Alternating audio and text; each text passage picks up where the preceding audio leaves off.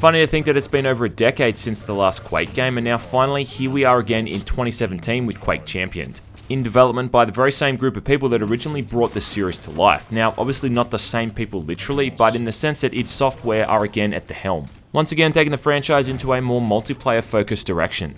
The closed beta has been around for a while now, and I think I've spent enough time playing it that I've been able to form my own opinion and have a basis for how I feel about it on the whole and the direction they've been taking. So it's probably pretty obvious, and yes, it's been said 100 times before, but Quake Champions is really a return to form in a lot of ways to the old school multiplayer shooters. Quake 3 is pretty much old school multiplayer shooting at its finest, and the fact that there's still people playing it to this day goes to show its validity and highlights the kind of skill ceiling within the gaming industry that's kind of seldom seen. So what Quake Champions has tried to do, mostly successfully I think, is bring that along into our current year for a new generation of gamers, except maybe they haven't. I mean, despite having a lot more modern multiplayer shooter mechanics like unlockable cosmetics, a leveling up system and all that kind of stuff, Quake Champions is also unabashedly old school and almost unforgivably so. If you consider yourself any kind of decent multiplayer shooting games, well, hop into a few rounds of this thing and then see if that still rings true. Yeah, I gotta say Quake Champions was a bit of a hard wake-up call for me in the sense that it made me realize how long it's been since I've played competitive multiplayer games. To say my first few matches were terrible is an understatement. I mean, it would have been less painful if everyone on that server actually flew to my house and raw dogged me with a pineapple. Getting into Quake Champions was a brutal journey of trying to reconnect with my ability to strafe jump, getting back to memorizing map layouts and hoarding up health and armor for each gunfight I'd inevitably get into. This is not the kind of game where you just repeatedly use that assault rifle that you unlocked at level 22. You don't sprint around and shoot people in the back. I mean, yeah, you'll be doing a lot of shooting people in the back, but there's a lot more to it than that.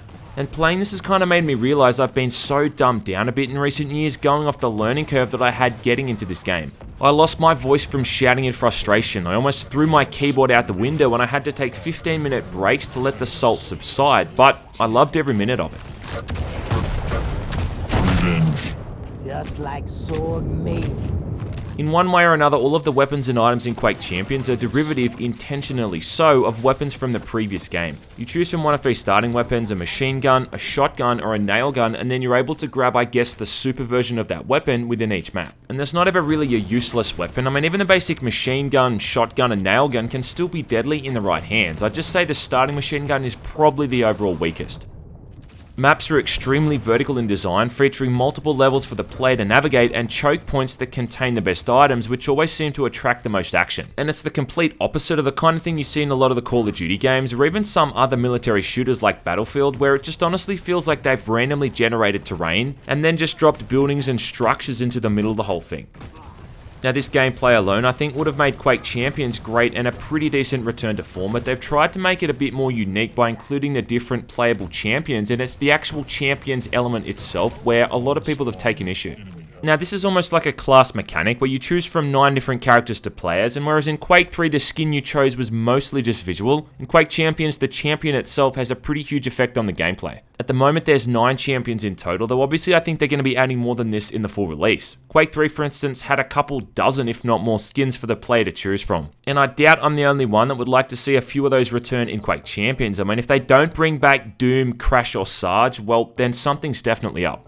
Each champion is then broken down into the amount of health points they can have, likewise with armor and also their base movement speed. Champions like Nyx, Slash and Anarchy are some of the faster ones available, making them more suited for strafe jumping at the expense of having lower max health and armor.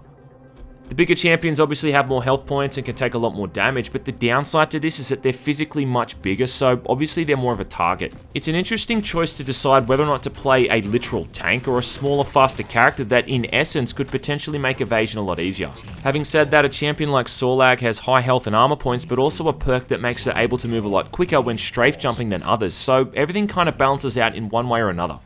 And aside from that, each champion has a skill on cooldown, either offensive or defensive. Sorlag, for instance, who I spent the most time playing as, has this overpowered acid attack that can coat the environment or stick to enemies and do damage over time. Now look, I'm not entirely as upset over the champion's mechanic as a lot of other people are. I mean, I can understand that it was kind of put in there to cater to more players, but I think more than anything else it's included for the business model that id Software are going for when they release the full version.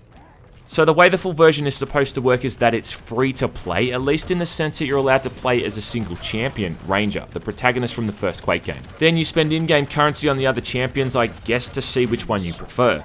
The only really outright potential problem I can see here is that if there's certain champions that end up being exploited based on their abilities or whatnot, then you'll just have every second player using that champion on that basis. In the same way that every man and his dog used the dual FMG9s in Modern Warfare 3. But I think the main reason I don't entirely like it is because it really does downplay the skill factor. I mean, in Quake 3, everyone was on even footing in the sense that every player was given access to the same weapons and items as everyone else. Obviously, look, individual players had their own playstyle, but the tools of the trade were the same across the board. You lack the skills to succeed.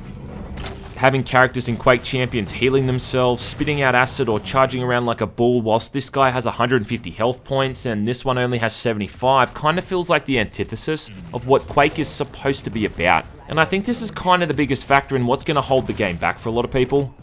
Now I know they're planning to include some sort of classic mode where they're eliminating each champion's attributes, but I can't imagine that game mode's going to really get all that many players. I seem to recall that the classic mode on the Doom multiplayer also didn't really get all that much activity. But what I think is probably the biggest issue with Quake Champions, at least what I'm suffering from most on mine, is the connection problems and just general latency. The netcode for Quake Champions, how do I put it eloquently, is fucking terrible. I understand that this is a beta and all that, but this sort of issue should really be at the forefront of things to update and smoothen out, especially for a game like Quake that's all about fast movement and lightning quick reaction times. I've had packet loss, I've had rubber banding, I've seen players stuck in place, and I've seen my weapons go right through enemies without doing any damage. This kind of thing also makes strafe jumping kind of problematic because precision can be tricky when your connection's so up and down. Connection is really king in a game like this, and for this to suffer at all just isn't acceptable. It's just a gigantic handicap that's looming over you the entire match. Now let me say this too in regards to the connection issues, I don't really care if other people aren't suffering from it. There seems to be this misconception in gaming that if a lot of people aren't suffering from something, then it's not worth bringing up. Well, that's bullshit. No one should have to suffer from lag at all, and I think it's most noticeable in my end of match score, which is going to show whether or not I'm on a server with a good connection or a half-assed one. I mean, it's the difference between scoring 7 or 8 kills a match or 15 to 20. For me, this is truly the single biggest issue with Quake Champions right now, and unless they're able to fix this for the game's full release, well, chances are I won't be playing it for long. You lose. It's just kind of frustrating because you never truly know if what you're looking at on screen is indicative of what is actually happening. Luckily, most other aspects of the presentation are pretty top-notch. Visually, the game looks really good and it runs silky smooth, the only downside being that at the moment, apparently high FPS rates can cause latency issues, which forces me to use VSync all the time, but still, it's a great looking game. I appreciate the fact too that the whole thing's going to be PC exclusive, which means we know it's going to be well optimized from day one. I also love the various designs for the champions, particularly Sorlag and Ranger, who I think look absolutely badass, and the amount of visual options available to mess around with I think is going to ensure that this thing runs on even the most dated of toasters. Overall, when push comes to shove, Quake Champions is really fun to play, and it has kind of reignited my love in old school multiplayer shooters. Let's not mince words though, yes, it doesn't at times feel like Quake, but it does have a lot of Quake's hallmarks, and I think at the end of the day, the people who are really talking negatively about the whole thing are kinda cherry picking their arguments. I honestly can't see this game doing very well at launch either. I mean, I genuinely hope it does, but the communities for FPS games like Quake has always been a bit toxic to newcomers, and the high learning curve with getting into these kind of games I think is going to turn away a lot of people. That's fine for veteran players, the game's mechanics are going to facilitate their skill set perfectly, but it just might end up alienating new players as a result. I mean, I guess time is going to tell.